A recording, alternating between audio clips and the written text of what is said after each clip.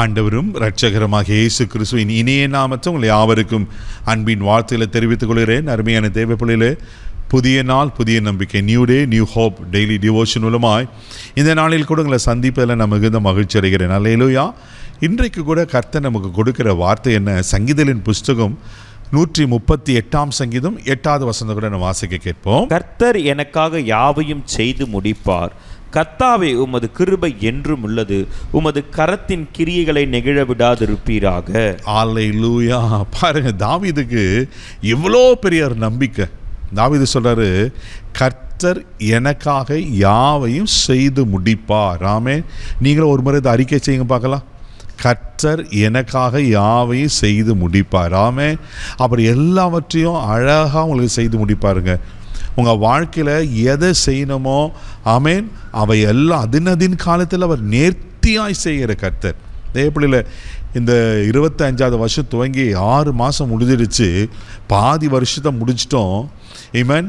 இன்னும் பாதி வருஷம் தான் இருக்குது. இன்னும் 6 மாதம். இந்த 7வது மாதத்தில் ஒருவேளை இந்த மாதம் எப்படி இருக்குமோ அப்படி பயந்துட்டுருக்கீங்களா? பயப்படாதீங்க. தேவப்பிள்ளையில் ஆண்டவர் நம்மோடு நேற்று தினத்தில் பேசினார் அல்லவா? இந்த மாதம் நமக்கு கொடுத்த வாக்கு தத்துவம் என்ன? பலத்தினாலும் அல்ல, பராக்கிரமத்தினாலும் அல்ல, ஆவியினால் ஆகும். சகரியா 4:6 ஆண்டவர் கொடுத்த வாக்கு தத்துவத்தின்படி ஒருவேளை நம்ம என்னால் என்ன செய்ய முடியும்னு கலங்கி நினைக்கிறீங்களா? பயப்படாதீங்க. தேவ ஆவியினால் ஆகும் என்று ஆண்டவர் நமக்கு வாக்கு பண்ணியிருக்கிறார். அவர் நிச்சயமாக எல்லாவற்றையும் செய்து முடிப்பார். அல்லேலூயா. அவர் ஒரு நாள் நம்மளை கைவிட தேவன் இல்லை. எங்கள் வசனம் அழகாக இருக்குது. எனக்காக யாவையும் அப்படின்னா இன்க்ளூடிங் எவ்ரி திங். உங்கள் வாழ்க்கையில் என்னென்னலாம் கர்த்தர் திட்டம் பண்ணி வைத்திருக்கிறாரோ அதெல்லாம் அதின் காலத்தில் அவர் நேர்த்தியாக செய்வார். தேவப்பிள்ளையில் இதுக்கப்புறம் தான் உங்களுக்காக உருவாக்கணும்னு இல்லை. உங்கள் எலும்புகள் உருவேற்றப்படுவதற்கு முன்பாகவே, அங்கே கரு படுவதற்கு முன்பாக, உலக தோற்றத்துக்கு முன்பாகவே கர்த்தர் உங்களுக்கு வேண்டிய காரியங்கள் அனைத்தையும் செய்து முடிச்சிருக்கிறார். ஆமென். இதுக்கப்புறம் தான் ஆயத்தப்படுத்தணும்னு இல்லை. அவர் பார்வைக்கு மறைவானது ஒன்றும் இல்லை.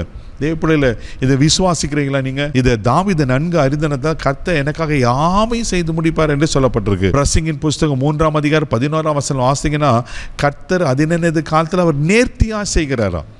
அங்கே இதுக்கு முன்பாக ஒரு பெரிய பட்டியல் இருக்கும். விதைக்க ஒரு காலம் உண்டு, அறுக்க ஒரு காலம் உண்டு, நட ஒரு காலம் உண்டு, பிடுங்க ஒரு காலம் உண்டு, அழ ஒரு காலம் உண்டு, நகைக்க ஒரு காலம் உண்டு. இப்படி சொல்லிட்டு 11ஆம் வசனத்தில் அதினதின் காலத்தில் ஒரு நேர்த்தியாக செய்கிறார்.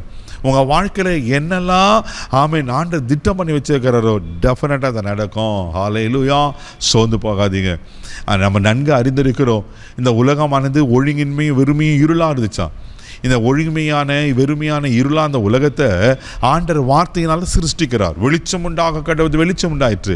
இப்படி 5 நாட்களை சிருஷ்டித்து 6வது நாள் இந்த சிருஷ்டிப்புக்கெல்லாம் மணிமகுடமாக ஆதாம ஆண்டவர் சிருஷ்டிக்கிறார். அவனுக்கு ஒரு ஏற்ற துணையும் கொடுக்கிறார். ஆமென். பாருங்க, கொஞ்சம் யோசித்து பாருங்க. ஒருவேளை முதல் நாளே ஆதாமை கர்த்தர் சிருஷ்டித்திருந்தாருன்னா ஆதாம் உலகத்துக்கு எப்படி யோசித்திருப்பார்? எங்கே பார்த்தாலும் வெறுமை, எங்கே பார்த்தாலும் ஈரோள், எங்கே பார்த்தாலும் ஒழுங்கின்மோ. ஆமென். ஆதாம் குழம்பி போயிட்டு இருப்பார். ஆனால் ஆண்டருக்கு தெரியும், ஆதாமுக்கு வேண்டிய சுவாச காற்று, ஆதாமுக்கு வேண்டிய பழங்கள், ஆதாமுக்கு வேண்டிய ஒரு குட் அட்மாஸ்பியர், அழகான ஒரு தோட்டத்தை உண்டாக்கி, ஆமீன், அதில் அவங்கள சிருஷ்டித்து அதை பண்படுத்த பாதுகாக்க ஆண்டவர் கட்டளை கொடுக்கிறார். இதுதாங்க ஆண்டவருடைய செயல். ஒருவேளை எதேச்சியாக உலகத்தில் பிறக்கல. ஏன் சில பிள்ளைங்க சொல்லுவாங்க, ஏன் இந்த வீட்டில் நான் பிறந்தேன்னு தெரில. இல்லை, எல்லாம் தேவ திட்டம். தேவப்பிள்ளையில் உங்கள் வாழ்க்கையில் ஆண்டவர் எதெல்லாம் செய்யணும்னு நினைக்கிறாரோ அதெல்லாம் அழகாக அவர் செய்து முடிப்பார். தாவீது சொல்லுறமா, இதை விசுவாசிங்க, இதை நம்புங்க. இந்த 7வது மாதத்தில் இந்த மாதம் எப்படி இருக்குமோ பயப்படாதீங்க. பலத்தினால பராக்கிரமத்தினால ஆவியினால் ஆகும்னு ஆண்டவர் சொல்லிட்டாரு. ஆவியினால் ஆகும். ஆண்டவர் நடத்துவார், ஆவியை நடத்துவார். நீங்கள் ஆண்டரை மாத்திரம் சார்ந்து கொள்ளுங்க. உங்களுக்காக அவர் யாவையும் செய்து முடிக்கிற தேவனாக இருக்கிறார். கண்களை மூடி நம்ம ஜெபிக்கலாம். அன்பு தகப்பனே, உமக்கு நன்றி சொல்லுமா, துதிக்கிறோம், ஸ்தோத்திரப்பா. எங்களுக்காக யாவையும் செய்து முடிக்கிறேன் கர்த்தர் ஆண்டவரே. அப்பா, உமக்கு நன்றி. ஆமென். பலத்தினால அல்ல, பராக்கிரமத்தினால. எனக்கு பலமும் இல்லை, பராக்கிரமும் இல்லை. நான் என்ன செய்வேன்? கலங்கியிருப்பாங்கன்னா ஆவியினாலே ஆகும் சொன்னப்பல. ஆவியான எங்கள் வாழ்க்கையில் இந்த மாதத்தில் நீங்கள் என்னெல்லாம் செய்யணும்னு நினைக்கிறீங்களோ, இங்கே எதெல்லாம் எதிர்பார்க்குறாங்களோ, எந்தெந்த நன்மைகள் எதிர்பார்க்குறாங்க, கைக்குடி வரட்டும். இந்த நாள் ஒரு ஆசீர்வாதமான நாளாக, இந்த மாதம் ஒரு ஆசீர்வாதமான மாதம் இருக்கட்டும்ப்பா. நீங்கள் இதை செய்ய போகிற ஸ்தோத்திரம், ஆசீர்வதியும் பொறுப்படுத்திக்கொள்ளும். இயேசுவின் மூலம் ஜெபம் கேளும் பிதாவே. ஆமென். ஆமென். கர்த்தர் உங்களுக்கு ஆவையும் செஞ்சு முடிச்சிட்டாரு. தைரியமாக போங்க. God bless you.